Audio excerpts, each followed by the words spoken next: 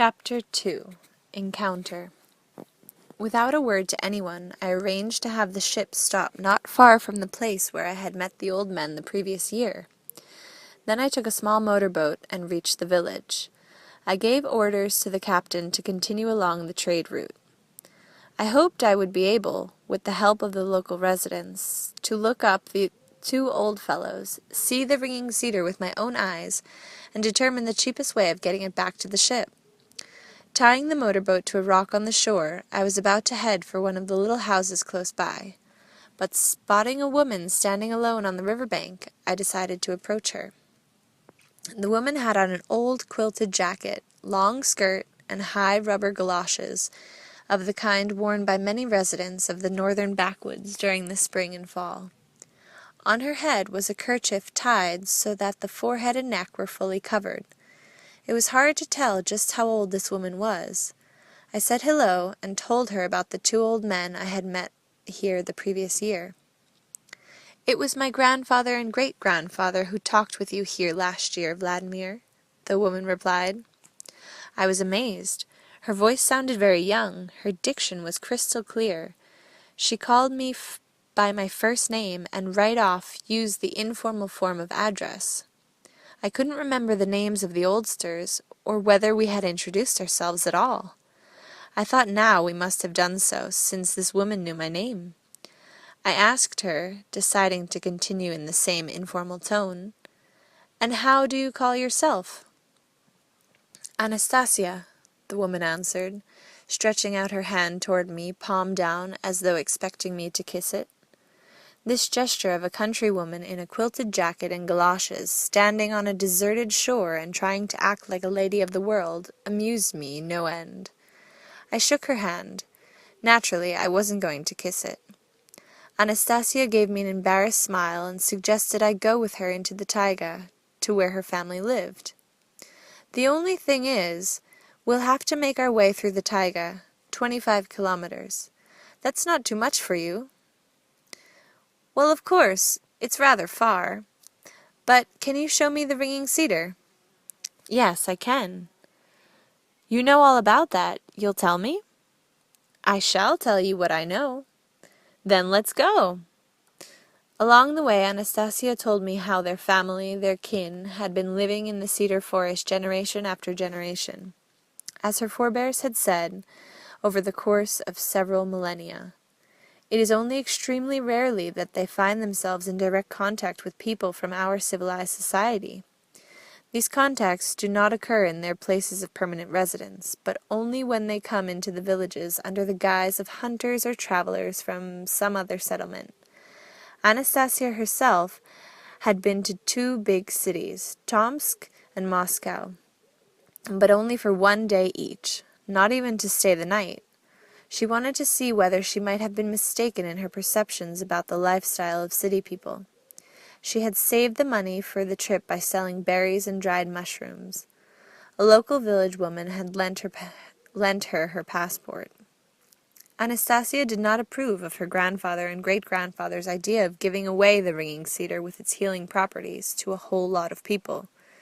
When asked why, she replied that the pieces of cedar would be scattered among evildoers as well as good people. In all probability, the majority of the pieces would be snatched up by negative-thinking individuals. In the final analysis, they might end up doing more harm than good. The most important thing, in her opinion, was to promote the good, and to help people through whom good was accomplished. If everyone were benefited at random, the imbalance between good and evil would not be changed, but would stay the same or even get worse. After my encounter with the Siberian oldsters, I looked through a variety of popular science literature along with a host of historical and scholarly works describing the unusual properties of the cedar. Now I was trying to penetrate and comprehend what Anastasia was saying about the lifestyle of the cedar people, and thinking to myself, now what, if anything, can that be compared to? I thought about the Lykovs, a true story many Russians are familiar with from the account by Vasily Peskov of another family that lived in an isolated life for many years in the taiga. They were written up in the paper Komsomolskaya Pravda under the headline dead end in the Taiga, and were the subject of television programs. I had formulated for myself an impression of the Lykovs as people who knew nature pretty well, but had a rather fuzzy concept of our modern civilized life. But this was a different situation. Anastasia gave the impression of someone who was perfectly acquainted with our life, and with something else besides that I couldn't fathom at all. She was quite at ease discussing our city life. She seemed to know it firsthand.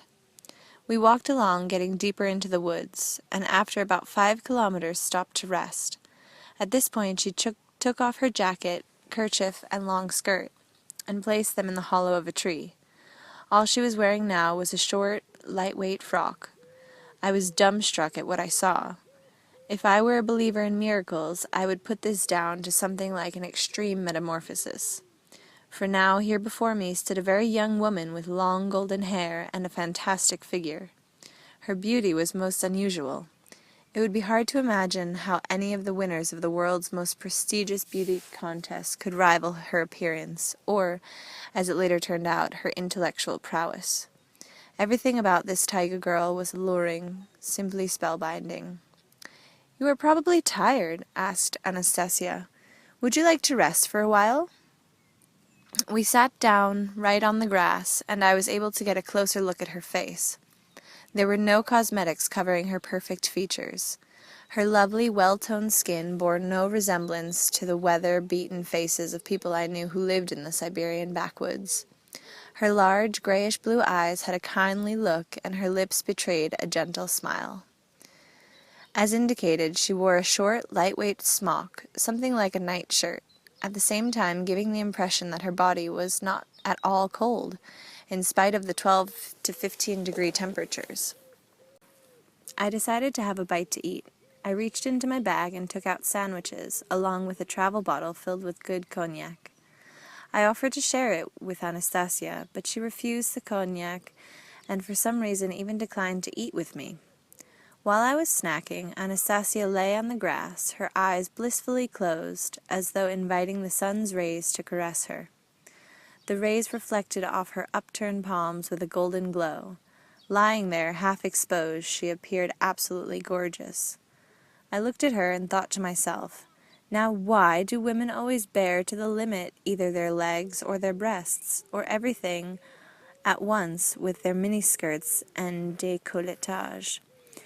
Is it not to appeal to the men around them, as if to say, look how charming I am, how open and accessible? And what are men obliged to do then? Fight against their fleshy passions, and thereby degenerate women with their lack of attention? Or make advances toward them, and thereby break a God-given law? When I had finished eating, I asked, Anastasia, you're not afraid of walking through the taiga alone? There is nothing I have to fear here, replied Anastasia. Interesting, but how would you defend yourself if you happened to encounter 2 or 3 burly men, geologists, or hunters, let's say? She didn't answer, only smiled. I thought, how is it that this so extraordinarily alluring young beauty could not be afraid of anyone or anything? What happened next still makes me feel uncomfortable, even to this day. I grabbed her by her shoulders and pulled her close to me. She didn't offer any strong resistance, although I could feel a considerable degree of strength in her resilient body. The last thing I remember before losing consciousness was her saying, "Do not do this, calm down." And even before that, I remember being suddenly overcome by a powerful attack of fear. A fear of what? I couldn't grasp, as sometimes happens in childhood when you find yourself at home all alone and suddenly become afraid of something. When I woke up, she was on her knees, bending over me. One hand lay upon my chest, while the other was waving to someone up above or to either side. She was smiling, though not at me, but rather, it seemed, at someone who was invisibly surrounding us or above us. Anastasia seemed to be literally gesturing to her invisible friend that there was nothing amiss going on. Then she calmly and tenderly looked me in the eye. "Calm down, Vladmir. It is over now." "But what was it?" I asked. "Harmony's disapproval of your attitude towards me, of the desire aroused in you. You will be able to understand it all later. What's harmony got to do with it? It's you. It's only that you yourself began to resist. And I, too, did not accept it. It was offensive to me. I sat up and pulled my bag over toward me. Come on now. She didn't accept me? I was offensive to her? Oh, you women. You just do everything you can to tempt us. You bare your legs, stick out your breasts, walk around in high-heeled shoes. It's very uncomfortable, and yet you do it. You walk and wriggle with all your charm, but as soon as... Oh, I don't need that. I'm not that way. What do you wriggle for, then? Hypocrites. I'm an entrepreneur, and I've seen a lot of your sorts. You all want the same thing. You only act it out differently. So why did you, Anastasia, take off your outer clothes? The weather's not that hot. And then you lolled about on the grass here with that alluring smile of yours? I'm not that comfortable in clothing, Vladmir. I put it on when I leave the woods and go out among people, but only so I can look like everyone else. I just lay down to relax in the sun and not disturb you while you were eating. So you didn't want to disturb me? Well, you did. Please forgive me, Vladimir. Of course, you are right about every woman wanting to attract a man's attention, but not just to her legs and breasts.